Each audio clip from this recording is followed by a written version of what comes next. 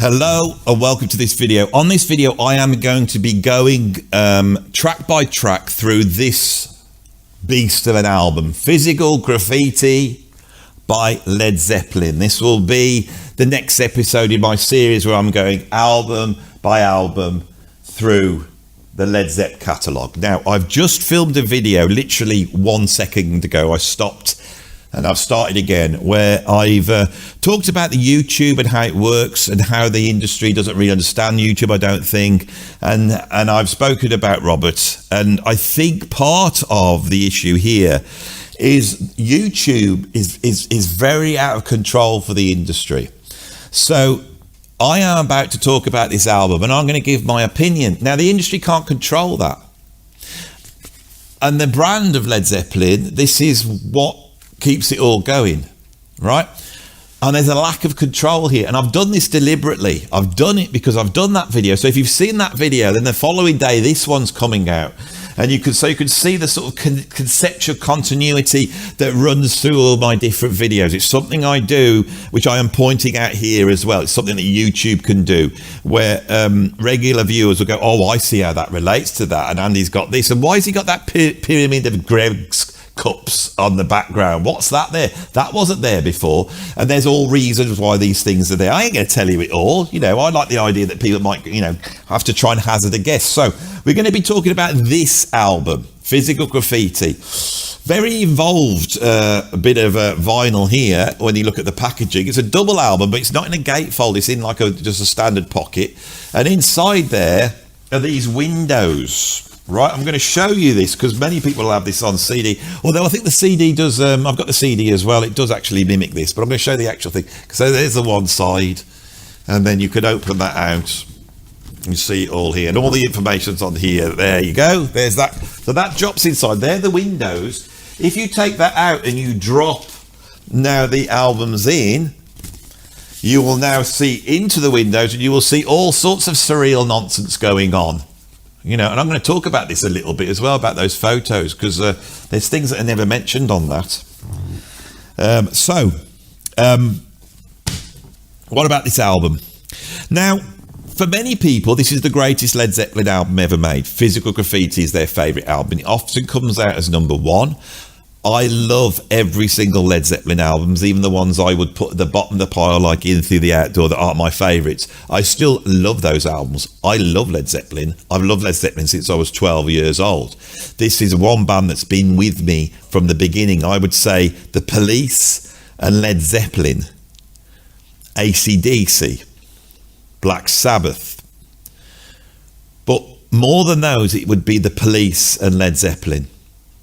And more than The Police, it would be Led Zeppelin. They are my band, basically. I absolutely love this band, right? For me, this is not my favourite Zepp album. There's a couple of tracks that I'm not so keen on. And I think in terms of their albums, the first 5 albums, I almost like every aspect of it. But with this one, it being a double album, there's a lot to trawl through. And there's a certain tracks I don't like so much. So when I'm putting this on, unlike Led Zeppelin 4, where every track I go, oh, this is this one, I love every one. Here I start skipping past tracks, which has always made me feel that it's not in their top echelon, except everyone else seems to think it is. So that's going to be the theme of this. Now, of course, this famously was recorded in 1974.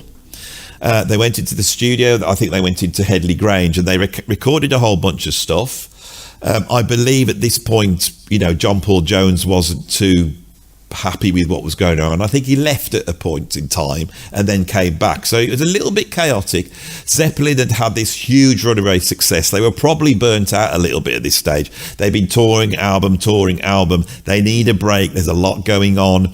The whole sort of fame thing is like must have felt completely out of control at this moment. So it's a little bit chaotic. It's probably that has started to kick in a little bit, perhaps. So they go in, they record an album and a half worth of material, which just shows what a creative role they're on. And they decide to put a double album out and fill it up with stuff that had been rejected off the other albums. And I think it wasn't necessarily rejected for quality. It could have been rejected because it didn't fill this sort of the track story that the thing was telling. Maybe there's another track that sounded like it. So this is made up with recordings that were made from 1970 to 1974. It was released as a double album on the 24th of February 1975 in the United States, and then 4 days later it was released in the United Kingdom. I read a stat that when it was released, it was literally selling in the 100,000s an hour. Don't know if that's true. I read that many years ago, and I thought, God, this is when Led Zeppelin are at their absolute peak. It also happens to be the first album on their own label, Swan Song, which may have influenced why it's a double album, because now they can do whatever they want. The band wrote and recorded 8 new songs for the album in early 1974 at Headley Grange, a country house in Hampshire, which gave them ample time to improvise arrangements and experiment with recording. I got that from Wikipedia. Trying to give a bit of structure to this one. The total playing time covered just under 3 sides of an LP. You've already said that, Andy. So they decided to expand it to a double album. Just said all that, And so the albums that these are being pulled from is Led Zepp 3, that came out in 70, Led Zepp 4, 71, and Houses of the Holy. Right, I'm going to go track by track, and I'm going to tell you what I think. There is so much out there. There's a YouTuber, he's interviewed me, great guy, JCM. That's the Bible. If you want to know, he knows everything about Led Zeppelin. I can't compete with that. So all I can offer is my opinion on it, But if you want to know how this was made, go and check him out. And I will put a link down to him below. Go and check his if you're a Led Zeppelin fan, that is essential viewing. I'm sure you know about it already. So this opens up with Custard Pie. Now, Custard Pie is one of the new recordings. It was recorded at Headley Grange in 1974, early on, I think. I love this tune. It's got a great riff. The sound's great. The thing about a lot of the recordings on this, not all of them, is they're a little bit stripped down. We'd seen a journey through Led Zepp 3 to Led Zepp 4. By House of the Holy, there's a lot of overdubbing going on. Then it's still going on here, but Custard Pie sounds pretty much like just the band in the room. It's pushed along by John Paul Jones' incredible clavinet. The clavinet is the sound of Superstition by Stevie Wonder. It's like an electric harpsichord almost. Very funky sound. When it was invented, it was supposed to probably an electric version of something that you would, like a spinet that you could play like Bach on. And nobody realised it was the funkiest instrument ever made. And that gives this album a funky edge, and it's on Custard Pie. Incredible riff. This is top line Zepp. I love Custard Pie. It's incredible, right? We've also got some Robert Plant harmonica soloing. I mean, I just love Robert's harmonica playing. The Jimmy Page guitar, John Bonham drum beat, John Paul Jones laying it down, and then on top of that coruscating sound of Robert's harmonica. I could have a whole album of that. I really could. So it's great to hear that. That's followed up by The Rover. Now, The Rover was originally written in 1970. It was an acoustic number. So this is one from the sort of Bronny Aya period. And it was recorded for Led Zepp 3 as an acoustic number. Never made it.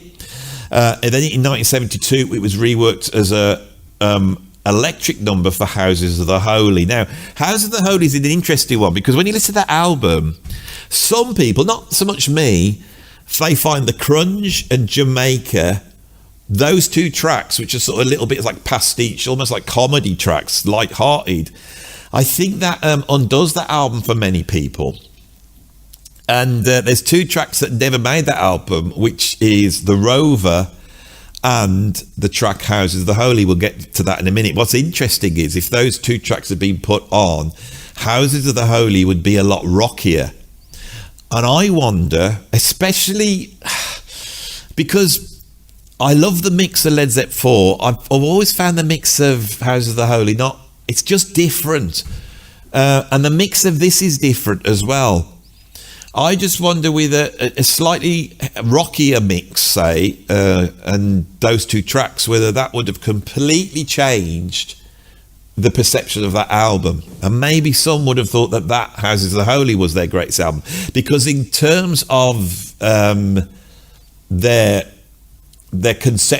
concept and their reach, Houses of the Holy was where they reached the furthest musically. We could see Physical Graffiti as they're winding back in.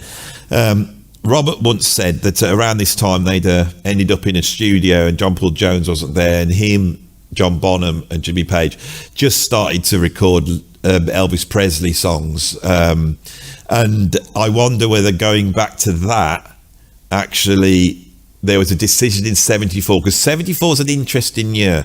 It's as though the whole progressive rock concept that had emerged in 68, and then 67, 68, you got Sergeant Pepper, then you've got like Pink Floyd, and then you got King Crimson, then you get Yes and Genesis, and all that's coming out. Tubular Bells, Tales from Topographic, Dark Side of the Moon, and 73 is the peak. And I wonder, especially musicians like Robert Plant, who weren't enamoured in just, displays of virtuosity and progressive rockiness, that were a bit suspect of that, thought, no, we need to pull that back in. And what we see here is the return of an aesthetic which is actually going to see itself in the punk rock movement 2 years later, which I'm sure Led Zeppelin would have loved to be a part of, but by that point they were almost seen as dinosaurs and were not allowed in. Anyway, that really, for me, can be heard on the next track, which is one of Zeppelin's greatest moments, which is In My Time of Dying. This is a tune that features on Bob Dylan's first album. A lot of kids coming up and discovering Bob Dylan, which was key to the development of rock music in the 1960s, I think Robert included. They must have listened to that album and they've devoured all the tracks on that as their way in to the sort of folk music, the deep esoteric folk music that was in America, that was lighting up that generation of British musicians at that time. So this is a really interesting choice. They take it, and it sounds like they're playing live in the studio. I believe that it was performed live in the studio, but I think Jimmy really did his guitar solos. But the vibe is live, and this is made more electric by that sort of cough at the end. And the sort of and then John Bonham shouting, "That's got to be the one!" And when John says it's got to be the one, it is the one. It's an incredible display of the virtuosity that Led Zeppelin had as a band. Every trick in the book, everything. It's like how many incredible riffs. It's based on a blues. It's based on a folk form. Jimmy Page is playing slide guitar. He's coming in riff after riff, and then Bonham's taking those riffs and he's reworking it. And other rock drummers never did this. John Bonham was as much, Clyde Stubberfield as he was Ginger Baker, and he would sort of throw you onto the wrong beat. If you listen to Cold Sweat and you hear that displacement, that second half is just shifted over. Bonham was a master of this, but he did it with this huge sound. Now that sound came from Buddy Rich. It's the Buddy Rich drum sound combined with this sort of Bernard Purdie, Clyde Stubberfield aesthetic, and he's so clever with the placement of his beats. Bonham's not about fast bloody triplet rolls and thunderous stuff. That's Moby Dick, and I've never been a fan of that. With Bonham, it's the way he phrases the drums and the way he supports from underneath. So it takes a folk song like In My Time of Dying, it doesn't kill it, it expands on it, and he finds a way, a little bit like, say, Hendrix did with All Along the Watchtower. When you listen to the way Mitch Mitchell is turning the beat around at the beginning, he's taken that simple Dylan song, 3-chord song, and he's reworked it into this. There was a combination of virtuoso jazz playing with American folk music, which at the beginning was all together. When we go back to those Dylan records in the 1960s, the first few were produced by Tom Wilson. Tom Wilson's the guy that also signed Frank Zappa, and before that was producing the likes of Cecil Taylor and Ornette Coleman. Harvey Brooks, who was the player on those early Dylan records, then crops up playing on Bitches Breathe Miles Davis. There's a crossover here that sort of has got lost, and I feel that Led Zeppelin were brilliant at mining that sort of instrumental virtuosity that came from jazz, combining it with a blues aesthetic, and then underpinning that with the idea of the song and how the song works, the simplicity of the song. And Zeppelin here on this, they do such an incredible summation of that. By this point, because for me, earlier on when Zeppelin are playing old blues tunes, it's a little bit like this is standard British blues rock, but they then take that and they transfer it into something else, and from that you see echoes in hip-hop, in electronica, in post-rock. It's all here, and I've always felt In My Time of Dying is an incredible moment in the Led Zepp catalogue. So side one of this is just 5 star, 5 star, 5 star as far as I'm concerned. Turn it over and we get House of the Holy. House of the Holy is... Why did they have an album called House of the Holy and then not put the track Houses of the Holy on? Why not take off another one like Dancing Days and put Dancing Days on it? I don't get it. House of the Holy is a great track. I haven't got much to say about this. It's side 2 is a little bit more overdubbed. They're a little bit more bigger and epic, and they're epic in different ways. Some great riffing in there. When I played with Robert, we used to play a tune called As Long As I Have You, and in the middle Robert would let us go wherever we wanted. It was quite an incredible thing to be in a band with good musicians and to get to a point in the set and look at a big audience, but be able to just go, right, I'm in control now, and we're just jamming. And we would jam and usually get to some sort of reggae influence thing, and within that Robert would then sing the House of the Holy melody. When I played with Robert, we never played any Zeppelin tracks, so that would send a message out to the audience. You feel this big thing going up, and it was interesting that the music wasn't the same, the style wasn't the same, and yet these melodies are strong enough to transmit. Now, I've been one of those people who have said, you know, Led Zeppelin weren't one for creating sort of Queen-esque melodies, you know, they were much more about riffs and arrangement.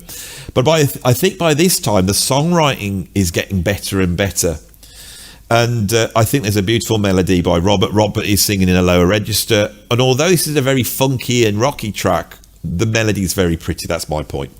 This is followed by Trampled Underfoot, which is always seen as one of their rockier tracks. It's not. This is pure driving funk, and Robert almost satirizes the idea of the funky rock song which uses motor cars as a metaphor for sex, and he enjoys playing with that, and there's a lot of that going on. I absolutely love the groove on this. A few years back, probably about 10 years ago, I found myself in the pub and Robert chose to play Trampled Underfoot, and we fired it up, and of course I knew the tune, and once I got into it I just got taken over by the beast, and I started to displace the beat, turning it upside down. I was doing the full-on, you know, I was just in my bloody zigaboo meters mode, and I was just cutting that beat up all over the place. And Robert was looking around, he was smiling at me, and when we walked off stage, he turned around and said, he said, "That was great, Andy," and he said, "Never do that again." Again, brilliant. And then we have maybe Zeppelin's finest moment, Kashmir. Why is Kashmir so great? It's replaced Led Zeppelin. You know, when Jimmy Page teamed up with the man who we won't mention, you know, who's now looking at 4.5 years in prison. But when they teamed up, this tune usurped Stairway to Heaven. Kashmir is... it's almost uncategorizable.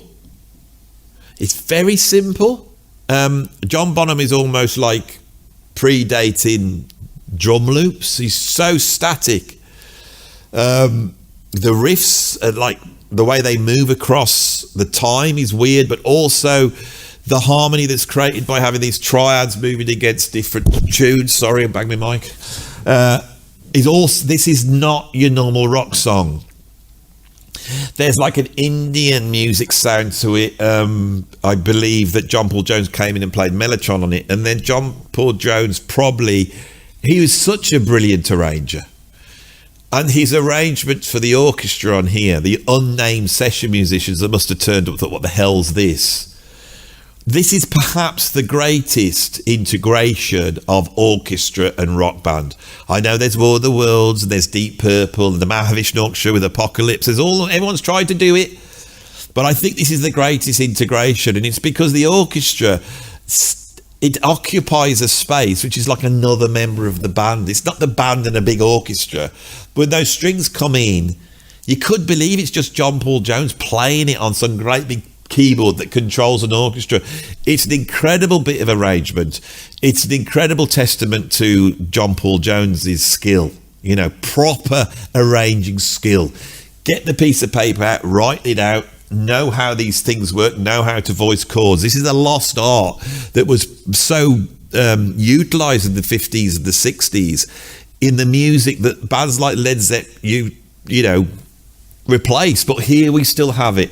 So again, side 2 of Physical Graffiti is 5 stars. And I've always felt this, the first disc is as good as it gets. It's incredible. Then you have this second disc, and this second disc, it seems a little bit like, it's like when you get a CD down, you get all the extras. This is now the extras. And some incredible tunes are put on here because side 3 opens up with In the Light. Now, In the Light is, I love it. It's an incredible tune. This is another 1974 recording. It starts off with this incredible drone. I never know what I'm listening to, whether it's guitars or keyboards or some sort of weird cello. I don't know what it is. It's an incredible piece of work. And In the Light is another Led Zeppelin epic, but it's very slow moving. The riff that comes in, Sabbath would do this. Led Zeppelin didn't do this so much, but this sort of slow, it's like lumbering, heavy dope smokers rock. And when that creeps in, it just shows that it's like Jimmy Page going, yeah, we could do it as well. Boom, boom, and that that's like a chromatic, sort of almost like Charlie Christian-esque guitar lick that Jimmy has probably picked up by listening to people like Scotty Moore and Chuck Berry, but he's dropped it down. It's incredible riff. This is just pretty slow moving. It's slow moving, and you're on side 3 now, and you've got to sit down. This isn't immediate. It's one of my favourite moments. I love that. Then we get the lovely Bronny Aya, which is an acoustic piece. Played by Jimmy Page. This has obviously come from the Led Zeppelin 3 days and was recorded around about 1970. It utilises a strange tuning. You can hear that the lower strings are down tuned lower than they normally would be, which gives the guitar a much bigger thing. And then when they recorded it, at certain moments when he does that and drops down, when they recorded it, they reversed the tape, played it, and when it got to those moments, they kicked the fader in and dropped some reverb in, and then turned it back around again, and you get this sucking backwards reverb, and it's not there the whole time, it's just at certain moments, and it makes the guitar feel like some sort of weird Indian classical sound, and it goes brilliant within the light. Right, this is followed up by Down by the Seaside, which is comes from the Led Zeppelin 4 era. Now, I don't like this tune. I really don't like it. Now, they have been on record as saying this was inspired by Neil Young. I don't like Neil Young. I don't like anything like this. This is dreary. It's like the sort of seaside they're describing is many a rainy holiday I had in the 1970s, wearing a kiss me quick hat and trying to eat an ice cream under an umbrella somewhere, while a pigeon is trying to take that ice cream off me. I mean, a seagull, not a pigeon. And that's what it reminds me of. It's depressing. Down by the Seaside is depressing. Really depressed. I hate it. This is this is the first track I don't like. This is the trouble I have with Physical Graffiti. Some people are going to say they love that tune. Now, on a video, which is why I decided to do this one today, because I was chatting to someone in the comments about this. On another video, I said, well, 10 years gone is just guff. And they said, you really believe that? So I sat there and put it on, and I listened to it, and I went, oh, no, it's ridiculous. Down by the Seaside, when I listened to the whole album, I've got off it this side by then, and 10 years gone is ruined. 10 years gone is great. Another sort of slow, epic, it's great. But Down by the Seaside, not so keen on. Right, now we turn it over to side 4. Night Flight comes in. Great drumming from John Bonham, but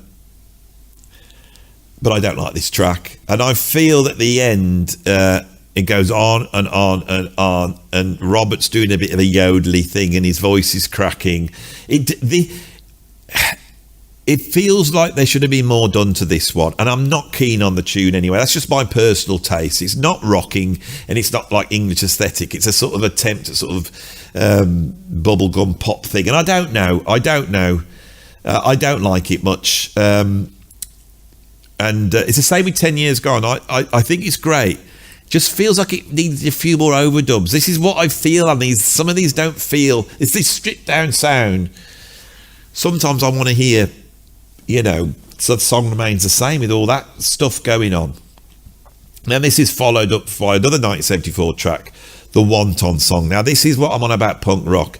This is stripped down, it's dirty, it's riffing, it's right in your face. John Bonham, it's one of my favourite John Bonham drum beats. And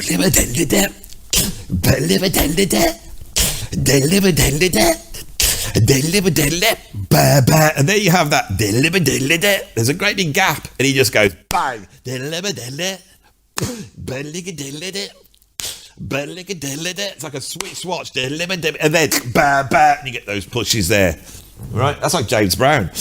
Absolutely amazing. Love the Wonton Song, top one. Then we have Boogie with Stu. Now, Boogie with Stu is a jam session recorded at the same time as, I think, around about Led Zeppelin 4 time, I think, 71. It was recorded outside. They all set up outside, and I think they thought, well, no, that's Black Country Woman, isn't it? One time, oh, bugger, I've gone wrong now. Boogie with Stu, he's got the bloke from the Rolling Stones on piano, haven't they? See, now I've lost it now. Who is he? What's that? The big keyboardist that didn't look like... he was too big and his head was too big, so they didn't want him in the Rolling Stones, but he would still play on it. What was his name? You know the fella, don't you? Oh, God. Where's it say? This is rubbish. YouTube, and I was doing really good up until this point. I can't stop because I don't edit. That's what you're all here for. You're enjoying this now. What's his name? Boogie with Stu, track. Andrew Johns at Headley Grange with Rolling Stones mobiles. Mixed down Keith Howard, Olympic Studios. Yeah, but who's the bloke on it? Because it says something like, oh, hang on. Let's look at the, I'm nearly there. Boogie with Stu is credited to John Bonham, John Paul Jones, Jimmy Page, Robert Plant, Ian Stewart, I knew it was Ian something, and Mrs. Valens, which is the mom of Richie Valens, because, of course, this is based upon Ooh My Head. This morning, doing a little bit of research for this, I decided to stick some Richie Valens. God, he was good. Stinging, it's got a Mexican sting to it, and there's a heavy backbeat, and the guitar solo. Did he do that guitar solo at 17 years old on Ooh My Head? Now, if Boogie with Stu had a bit of that, sort of bite that the Richie Valens track got, I'd probably like it. But for me, it's okay. It's like I don't know. It's one of those. It's just a little bit of a pastiche. I don't like it that much. Black Country Woman's okay. That's the one that was recorded outside as a part of the Houses of the Holy sessions, actually. And I think they stuck it, on the shelf because an airplane went past. And somebody on the desk goes, Jimmy, a very posh man, because they're all posh, see. Jimmy, there's an airplane flying over. And then Jimmy Page goes, nah, leave it. And then when they get to this point, and they thought, we just need that, should we use that Black Country Woman? Yeah, it's got the airplane on. And Jimmy went, oh, who cares? They're going to get it. I love that. Just for that, I love that. There's an aesthetic there. There's a story about Jimmy Page. He was in the studio once with some engineers trying to get this guitar part down. It's quite tricky, and he can't get it. He's sort of got it, and he can't get it. And he does it about 3 or 4 times. And he turns around to the engineer and goes, oh, that'll do. They know what I mean. That's the secret of creativity there. Then we have the final track, Sick Again. Great rocking track. And again, this is very out there, precursor to sort of a much rawer punk sound. Now, they do strip down. By the time they come back with Presence, which is one of my favourite Led Zeppelin albums, I'm really looking forward to go through that album. And I have down there the big box set, so we're really going to be getting deep down into Presence. They then have that stripped sound. It's not punk, but it's a punk aesthetic, and I think this is what we're hearing on Physical Graffiti. Now, Sick Again, I thought, do I go there?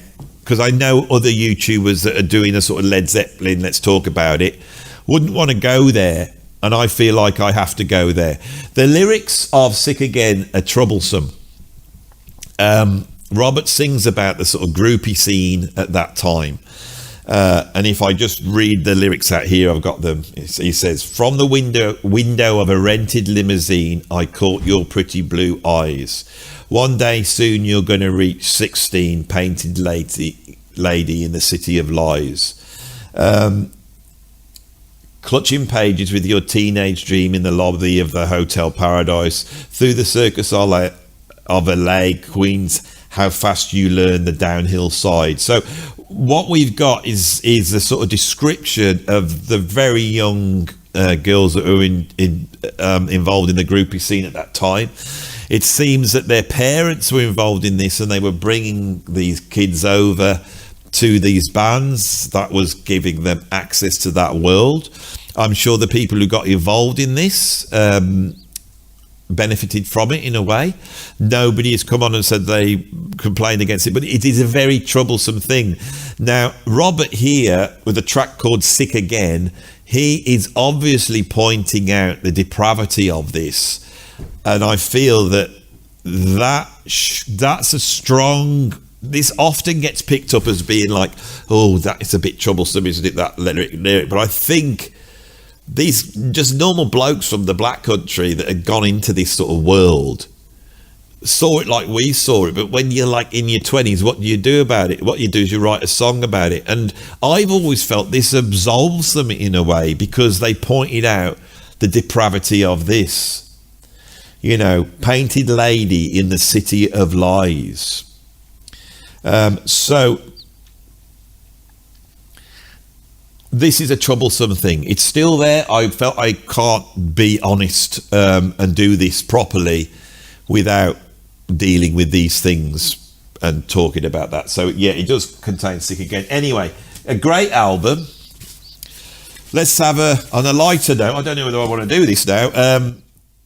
There's a whole bunch of things on this. Oh, sorry, bang the mic again.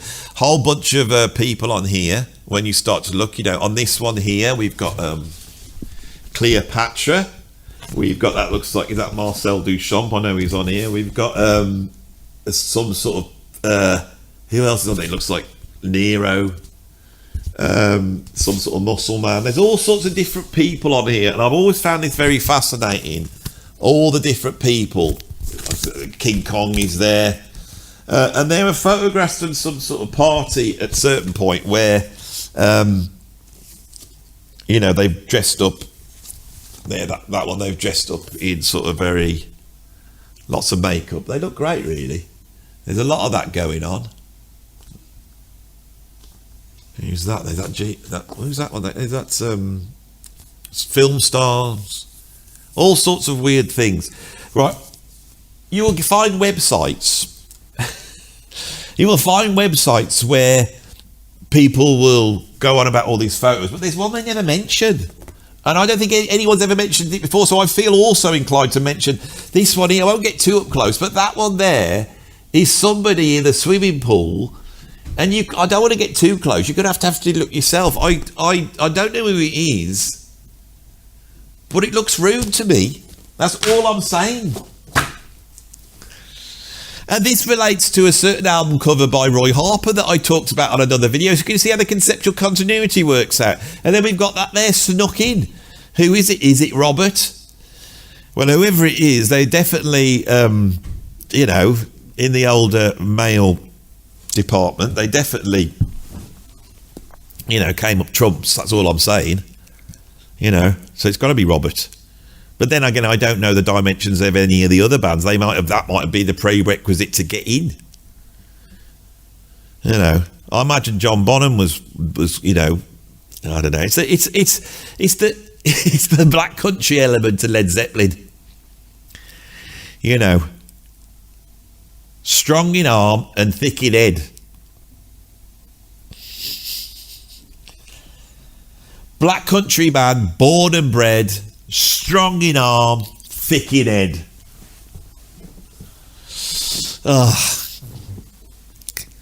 We're done. Thank you. Subscribe, like, share, become a patron, do all the things, support me, give me money. Especially now I've just bloody caused all the trouble I have. I can't help it, it's just what I'm like. I can't help it. I can't help it. We're done. Bye bye.